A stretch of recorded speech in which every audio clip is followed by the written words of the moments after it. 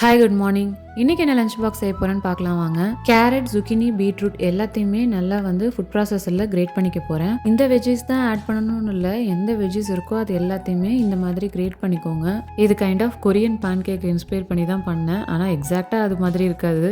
இதில் கொஞ்சமாக salt, great பண்ண ஜிஞ்சர் ஆட் பண்ணிக்கிறேன். ஆனியன் இந்த மாதிரி ஸ்லைஸ் பண்ணி ஆட் பண்ணிக்கோங்க.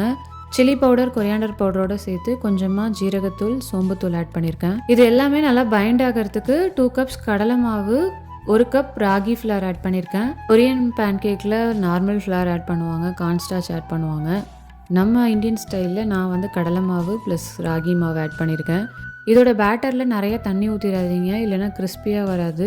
கொஞ்சமாக கீ ஊற்றிட்டு தோசைக்கல்லில் குட்டி குட்டியாக போட்டு எடுக்க வேண்டியதான். ரொம்ப ஹை ஃப்ளேமில் வைக்காமல் லோ ஃப்ளேம்லேயே வச்சு எடுங்க, இல்லைன்னா கருகிடும். இதுக்கு சைட் டிஷ்க்கு கேர்டு வச்சுருக்கேன். சட்னி வச்சா கூட நல்லாயிருக்கும். பிரேக்ஃபாஸ்ட்டுக்கு சத்துமாவு கஞ்சி, சீரியல். பபாய்.